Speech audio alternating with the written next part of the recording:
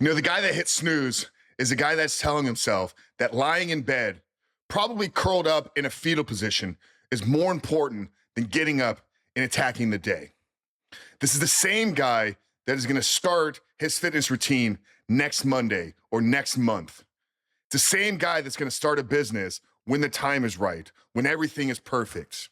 Maybe it's a guy that even packs his gym clothes with him, but the boss yelled at him and he didn't have a great day at work. So instead of stopping at the gym on the way home, he opted to stop at the bar or maybe go back home and put himself on the couch in front of the Netflix and binge there for hours. I fundamentally believe that how we start the day determines how we live out the remainder of the day. And by starting the day hitting the snooze button, we are telling ourselves that our life is not important, that a few extra minutes of rest, a few extra minutes of lying there in bed is more important than the goals, the dreams, the aspirations that we've set out for ourselves. Specifically for the men that are struggling with pornography, the guys that are listening to this podcast because they're trying to break through. They're trying to overcome their addiction. They're trying to become the man that God has called them to be. Every time that you look at pornography, it is you going against your word. It is you not honoring your commitments. Speaking specifically to the guy that is trying to quit. So if we can't honor our commitment to get up on time, if we can't honor our word that when we said we're going to wake up and tackle the day, how in the hell do we ever think we're going to be able to honor the word and honor the commitment of not looking at pornography? I tried to pull some studies and some data around how many people on average hit snooze. And it's hard to find a lot of data on this, but somewhere between 50 to 60% of people admit to hitting snooze on a regular basis. If we look across the world, if we look across society, if we look at the way that people are living their lives, I would tell you that the chances are that the way that people start their day has a direct correlation to the outcome that they're experiencing in their lives. If we know that 60% of people are overweight, if we know that 70% of people live paycheck to paycheck, if we know that 60 to 70% of people are in unhappy and failing marriages, can we see the consistencies in these numbers? Because I can guarantee you that out of the 60% of people that are living paycheck to paycheck, or out of the 60% of people that are obese, or out of the 60% of people that are in failing, unhappy relationships and marriages, the vast majority of them are that same 60% that is hitting snooze. You know who doesn't hit snooze? The guy out there building empires, the entrepreneur that is out there scaling businesses, the professional athlete that is in the gym at 4 a.m. before everybody else. You think Kobe hit snooze? You think Michael hit snooze? No, they were up before their alarm even went off. And being a rebuilt man is about pursuing greatness. It's about living up to our God-given potential. It's about becoming the man that we were put on this earth to be. And the mindset needed to do that is one of non-negotiables, of when I say I'm going to do something, I'm going to get it done. Because if every day when that alarm goes off, I negotiate with myself for an extra 5 minutes, for an extra 10 minutes of not even quality sleep, because we know that snoozing actually has negative impacts on the overall quality of our sleep. It fragments our sleep. It interrupts our REM cycle. We know that the last moments prior to waking is some of the most important moments of our rest, of our sleep. We know that it disrupts our circadian rhythm. It gets us into a funk. So the sleep, the rest that we're getting is not quality. So why are we even doing it?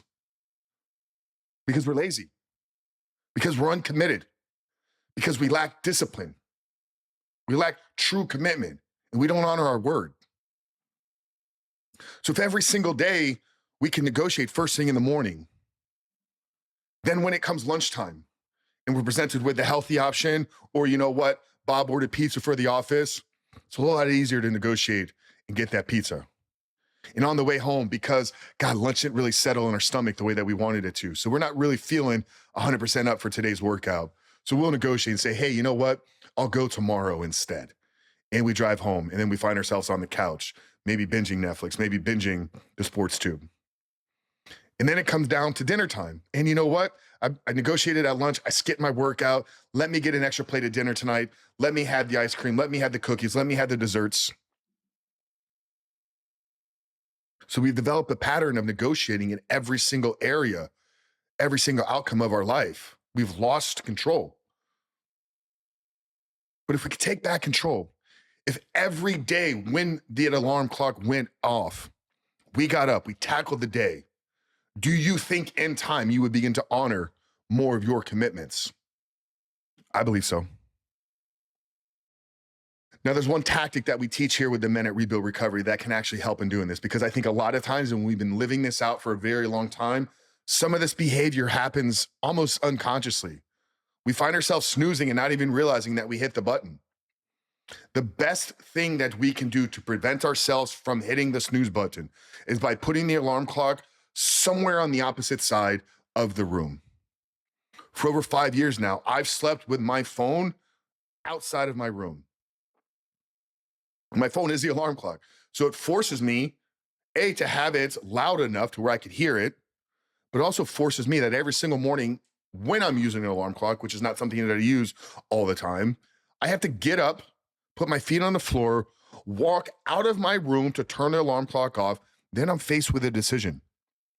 Am I consciously going to return back to bed and tell my life and tell myself that my dreams, my goals, the things that I need to accomplish aren't as important as an extra 5 minutes in that bed? So if you can eliminate the ability to just roll over without moving and hitting the snooze, it doesn't have to be outside of your room. It can be on the other side, on a dresser on the other side of the room. It can be in the bathroom, somewhere where you can hear it. But forcing yourself every single morning to put your feet on the ground, to stand up, to walk, to shut the alarm clock off, gives you an opportunity in that space of time to make the better choice, the better decision for you, for your life, for the outcome of who you want to be and who you're trying to become. And I do believe there's a direct correlation between the men that do not hit snooze and the men that find freedom from pornography. So the takeaway here today, guys, is if you're struggling with honoring your commitments, if you're struggling with not keeping your word, if you find yourselves every 7 days, 14 days, 30 days, 60 days, 90 days, relapsing, falling back into the same pattern of cycles, begin by looking at how you're starting your day. Are you honoring your commitments? Are you keeping your word? And you're attacking the day as a warrior should. Guys, I hope you're getting value out of these episodes. If you are, make sure to hit that subscribe button. Make sure to rate, review, whether you're listening on Apple, Spotify, if you're on the YouTube channel, make sure to subscribe, turn those bell notifications on. But if you're struggling to find freedom in your life from pornography, maybe you lack a clear vision on the man that you can become.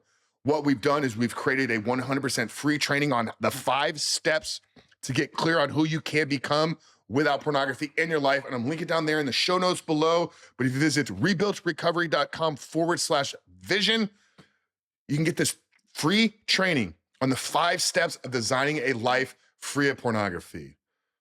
But for the Rebuilt Man, your host, Coach Frank Rich here of Rebuilt Recovery, we love you guys. Make sure to subscribe. We'll see you in the next one.